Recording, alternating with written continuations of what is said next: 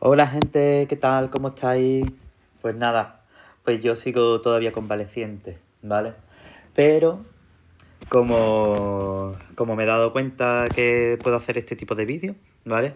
Quiero seguir avanzando con vosotros, ¿vale? Y hasta que pueda hablar, pues puedo seguir dando clases. Así que nada, vamos a empezar con el tema 8, ¿vale? Que es un tema que la gente odia. Y no entiendo por qué. Yo antes lo odiaba también, ¿vale? Pero ahora cada vez lo estoy queriendo más. Lo adoro, el tema este. ¿Por qué? Porque es que este tema, si uno se lo toma como, venga, voy a estudiarme el proceso de desamortización y de los cambios agrarios de la España del siglo XIX. Vaya coñazo. Oh, madre mía. ¿O no? Pero si nos lo estudiamos de otra manera, que es en la que yo propongo, ¿vale? Que es este, y que nos hace ver bien, de verdad de qué trata este tema, ¿vale? Es porque en el fondo este tema trata de por qué Inglaterra, por qué Francia, por qué Alemania, por qué Bélgica, por qué Estados Unidos, por qué todos los países se desarrollan económicamente en el siglo XIX, hay una revolución industrial y nosotros no, ¿vale? ¿Por qué? De esta manera, nosotros vamos a entender mejor este tema. Porque de eso se trata, ¿vale? Tenemos que saber explicar por qué nosotros no nos desarrollamos de la misma manera que el resto de los países europeos del siglo XIX. Aquí os dejo en la portada, como siempre, los criterios evaluables de este tema, ¿vale? El criterio 8.1 y 8.2. Y por último os dejo también el documental que os explica todo el tema completo, ¿vale? Que es el documental de la serie de Memorias de España, que es magnífico, maravilloso, estupendo, genial, ¿vale? Que se emitía en la 2 cuando se emitían cosas verdaderamente bonitas, ¿vale?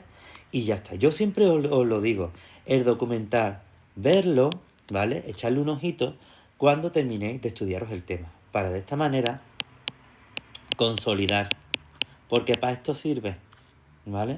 Para consolidar vuestro conocimiento. Sin más demora, vamos a empezar el tema. Fijaros, esto que tanto os cuesta a vosotros, la introducción, ¿vale? Maestro, ¿cómo hago yo una buena introducción del tema? Primero, no haciéndolo primero, ¿vale? Primero, la introducción se hace siempre después de leerte el tema. Siempre, después de leer el tema, se tiene que hacer la introducción. ¿Por qué? Porque en la introducción tengo que yo tratar tres cosas fundamentales. Tengo que hacer un pequeño resumen de lo visto anteriormente, ¿vale? Tengo que incidir en la clave del tema y por último tengo que hacer un pequeño resumen de lo que vamos a ver del tema, el tráiler, ¿vale? Del tema. La clave y los antecedentes.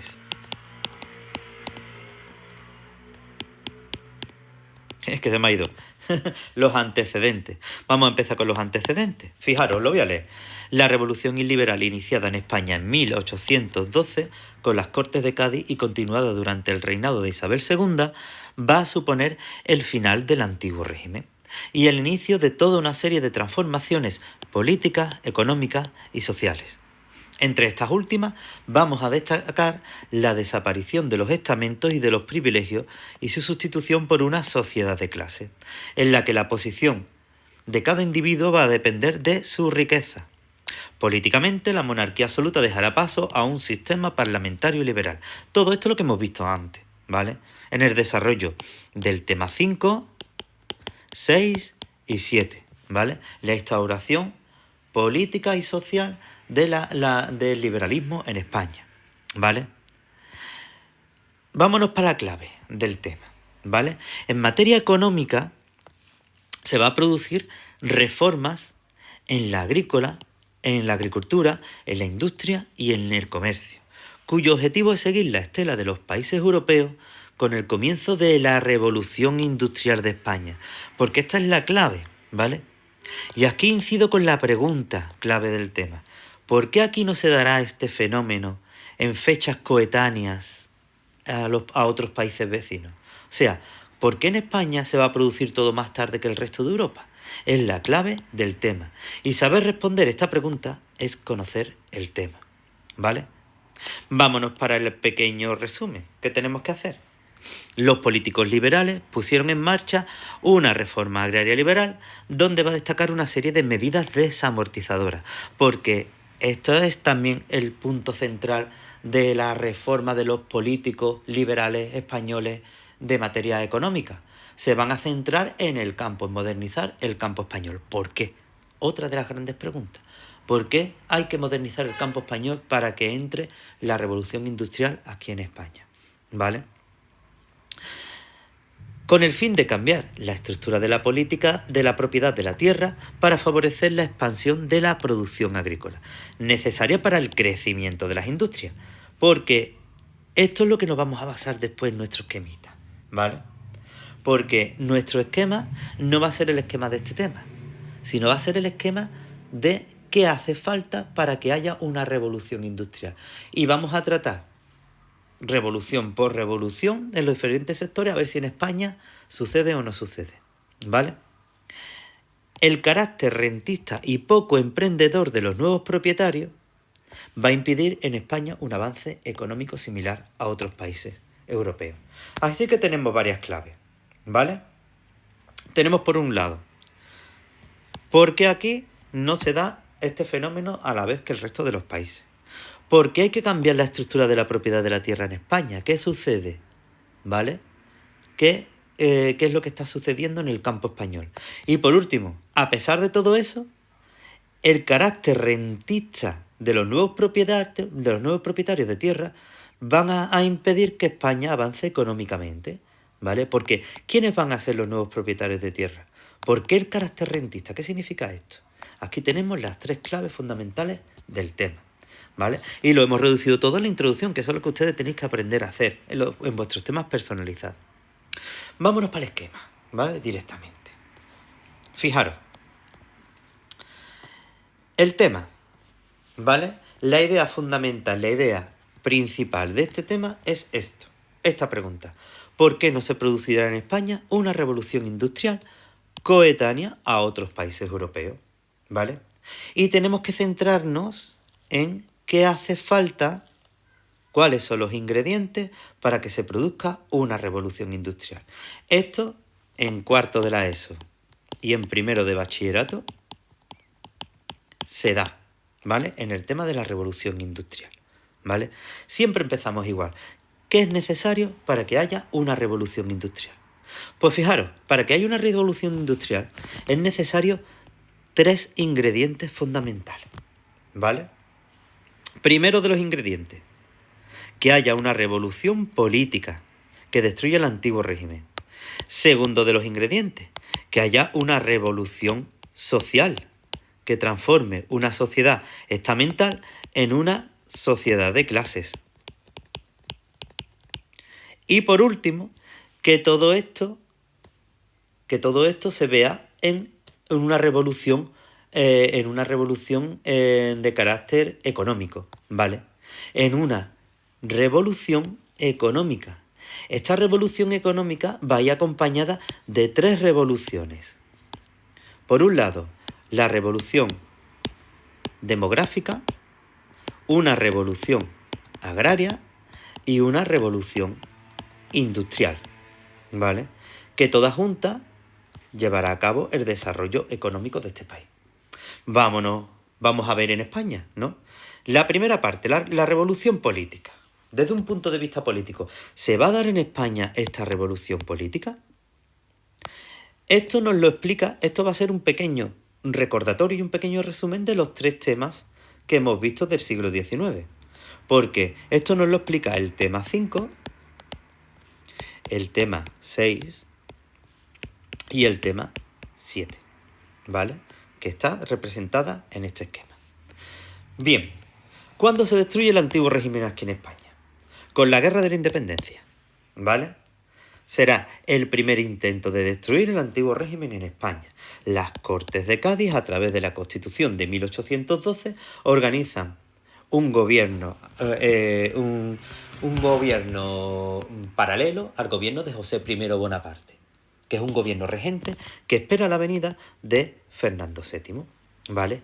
El deseado. con la intención de que Fernando VII, cuando regrese a España, jure la Constitución de Cádiz. Desde un punto de vista internacional, esto coincide con la Revolución Francesa y coincide con el imperio de Napoleón. ¿Verdad? Vámonos al gobierno de Fernando VII, que ya lo hemos visto. El gobierno de Fernando VII en España va a estar, de alguna manera, de alguna manera identificado con esta palabra, vaivenes políticos. ¿No? Ya que en un primer momento jura la Constitución, en un segundo momento desecha la Constitución y en un último momento se vuelve un gobierno autoritario. ¿Vale? ¿Qué es lo que va a conseguir Fernando VII con estos vaivenes políticos? Pues va a conseguir una división de la sociedad, ¿vale? Entre personas que apoyen el absolutismo y personas que apoyen gobiernos liberales, como se está desarrollando en Europa. Fernando VII va a realizar todos estos movimientos políticos, ya que estamos hablando de la época de la Restauración. Y el Congreso de Viena, que va a apoyar el gobierno autoritario de Fernando VII. Fernando VII no se queda tranquilo y la lía antes de morirse, ya que su gobierno, a través de la pragmática sanción, ¿vale?, quita de en medio la ley sálica que impide que su hija Isabel II llegue al poder, ¿vale? Los absolutistas, divididos por estos vaivenes políticos durante el gobierno de Fernando VII, van a apoyar a su hermano Carlos María de Isidro frente a su hija Isabel II, ¿vale? Esto lo van a aprovechar los liberales, que van a reclamar gobiernos de corte liberal como el resto de Europa y van a utilizar a Isabel II como títere político para poder de alguna manera destruir definitivamente el antiguo régimen e instaurar el régimen liberal aquí en España. Y se producirán las diferentes guerras carlistas aquí en España. Todo esto lo hemos visto en el tema 6, ¿vale? Estamos yendo poquito a poco viendo a ver si en España se ha producido la revolución política necesaria para una revolución económica, ¿vale? El gobierno de Isabel II al final termina siendo autoritario porque Isabel II no era liberal, ya que era hija de un rey autoritario, ¿vale? Y se llevará a cabo la Revolución Gloriosa, que intentará imponer una monarquía democrática y una monarquía constitucional en el gobierno de Amadeo I de Saboya. Amadeo I de Saboya, que todo el mundo va a estar en contra de él, ¿vale?, va a dimitir y dará lugar al siguiente periodo del sexenio revolucionario, que es la Primera República. Una Primera República que va a tener detractores por todos lados, ¿vale? Por un lado, por el tipo de gobierno, república centralista o una república descentralizada. Por otro lado, tenemos la guerra de Cuba, que va a intentar liberarse del Estado español después de todo la sucesión política que se va a llevar a cabo en esta época, ¿vale? Se va a desarrollar un fenómeno muy friki, que son los cantones independientes, que ya lo estuvimos viendo en el tema 7, ¿vale? Y todo esto dará lugar a una España que arde, ¿vale? A una España dividida políticamente, como muy bien reflejó Francisco Goya, en este duelo a garrotazos, que representan las dos Españas del siglo XIX, la España tradicional y la España liberal, que están de barro hasta las rodillas, con todos los problemas de las crisis que se van a desarrollar debido a todas las guerras aquí en España, ¿vale? Y que a pesar de estar de barro hasta las rodillas, se están librando en un duelo continuo a muerte, ¿vale?